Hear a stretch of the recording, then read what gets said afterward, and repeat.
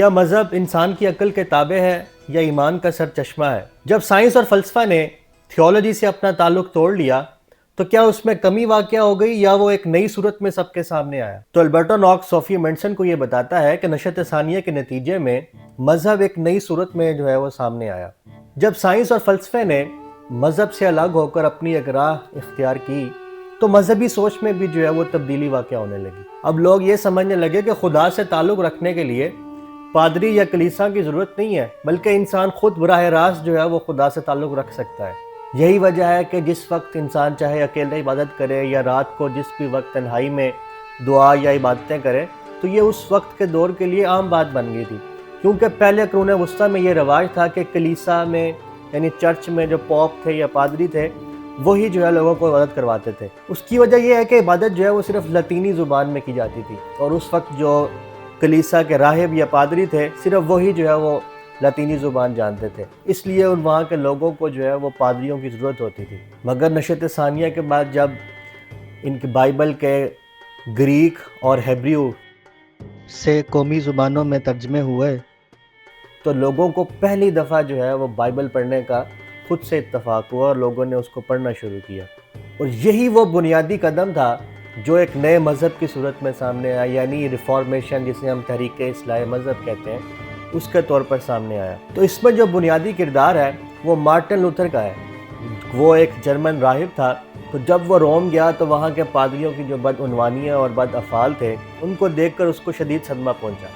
تو واپسی پہ آ کے اس نے یہ کیا کہ کاغذ پہ ان کی ساری پادریوں کی وہ بدعنوانیاں لکھ کر، ان کے افعال لکھ کر چرچ کے باہر وہ ایک بڑا سا چارٹ کی صورت میں لگا دیا، جس کے نتیجے میں پادریوں کو بہت غصہ آیا، اور اس نے وہ پادریوں نے مارٹن لوتھر کو وہ چرچ سے ہی باہر نکال دیا۔ اور جب مارٹن لوتھر کو چرچ سے باہر نکالا گیا تو اس کے بعد سے اس نے ایک تحریک شروع کی جو کہ پروٹیسٹنٹ تحریک کہلائی، یعنی کہ اس نے احتجاج کرنا شروع کیا ان پادریوں کے خلاف۔ اسی وجہ سے انہیں وہ پروٹیسٹنٹ کہا جاتا ہے۔ تو یہ تحریک پورے یورپ میں پھیل گئی، جس کی وجہ سے حکومتیں بھی متاثر ہوئیں، لوگوں میں مذہب کی بنیاد پر وہ نئے تفرقے اور لڑائیاں شروع ہونے لگیں، اور حتیٰ کہ کئی علاقوں میں خانہ جنگی کی نوبت تک آ گئی۔ اگر ہم شمالی آئرلینڈ میں دیکھیں تو آج بھی یہ کیتھولک اور جو پروٹیسٹنٹ ہے یہ دونوں آپس میں لڑتے نظر آتے ہیں۔ اسی دور میں ایک اور کردار ڈیزائیڈرس ایراسمس تھا، جو کہ ایک عالم بھی تھا، مفکر بھی تھا۔ وہ ہالینڈ کے ایک شہر روٹرڈیم سے تعلق رکھتا تھا۔ اکثر بعض دفعہ ہمیں تحریروں میں یا ناولز میں اس کا نام ایراسمس روٹرڈیم کے نام سے بھی ملتا ہے۔ وہ جو قدیم یونانی اور رومی علم تھا اس کو دوبارہ سے وہ فروغ دینے کے لیے مصروف عمل تھا۔ وہ مذہب میں سادگی اور عقل کی بات کرتا تھا۔ وہ کہتا تھا کہ جو عیسائیت کا مذہب ہے یہ بہت آسان ہے، لیکن جو یہاں کے چرچ کے پادریوں نے اس کو بہت مشکل بنا دیا ہے۔ اس نے اپنی مشہور کتاب in praise of folly and the hand book of a Christian knight میں جو پادریوں کے دنیا داری اور لالچ کے حوالے سے جو رویہ تھا اس پہ اس نے خاصی تنقید کی۔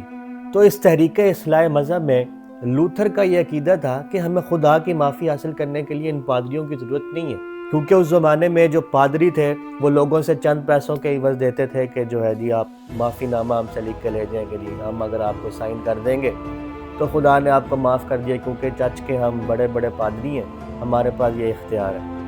آج بھی آپ معاشرے میں دیکھیں تو لوگ بہت سی جنت کے ٹکٹیں یا اس طرح کے معافی نامے چند پیسوں میں نظر آتے ہیں۔ تو جب لوتھر نے ان پادریوں کے خلاف شدید مزاحمت کی تو پھر ایک وقت آیا کہ ان پادریوں نے بھی یہ جو تجارت تھی معافی نامے بیچنے کی اس کو ختم کر دیا، کیونکہ لوتھر چاہتا تھا کہ لوگ وہ پرانے رسم و رواج سے ہٹ کر خود سے وہ بائبل پڑھیں اور انجیل کی طرف آئیں اور اس کی تعلیمات پر عمل کریں۔ اس لیے اس کا نعرہ تھا کہ صرف جو کتاب مقدس ہے جو ان کی انجیل تھی وہی ہمارے لیے ایک بنیادی راہ ہے۔ اسی لیے اس نے بائبل کا وہ جرمن زبان میں ترجمہ کیا تاکہ لوگ اس کو خود سے پڑھ سکیں۔ تو یہاں سے نہ اس نے صرف اس زمانے کے لوگوں کے ذہن کھولے، بلکہ جو جرمن رائٹنگز آج کل ہمیں فلسفے میں ملتی ہیں اس کی بنیاد بھی وہ اس لوتھر نے رکھی۔ اور نشأت ثانیہ کا جو لیٹن زبان میں جو پہلے انجیل تھی اس سے ہٹ کر اپنی قومی زبان یعنی جرمن زبان میں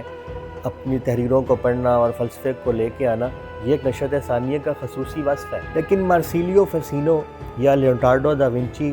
جو اٹلی کے مشہور مفکر تھے، ان کی طرح لوتھر وہ انسان دوست نہیں تھا۔ جو ریفارمسٹ تحریک تھی اس میں جو ایراسمس روٹرڈیم تھا وہ بھی لوتھر کے مخالف تھا، کیونکہ اس کا خیال تھا کہ لوتھر کا انسان کے بارے میں جو نظریہ ہے وہ بہت سخت اور منفی ہے،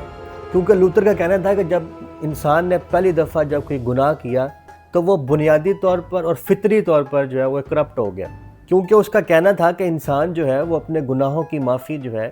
وہ صرف اپنے عبادت یا ریاضت سے حاصل نہیں کر سکتا، بلکہ اس کے لیے خدا کے فضل کا ہونا بڑا ضروری ہے، کیونکہ لوتھر کے نزدیک یہ تھا کہ انسان نے اگر کوئی گناہ کیا تو اس کی سزا بالکل موت ہے۔ تو یہاں سے پھر جو تحریک اصلاح مذہب ہے، جو ریفارمسٹ ہے، وہ آگے چلی۔ تو لیکن یہاں یہ سوال پیدا ہوتے ہیں، کیا ایمان کی بنیاد صرف شخصی تجربہ ہے، پرسنل ایکسپیرینس ہے،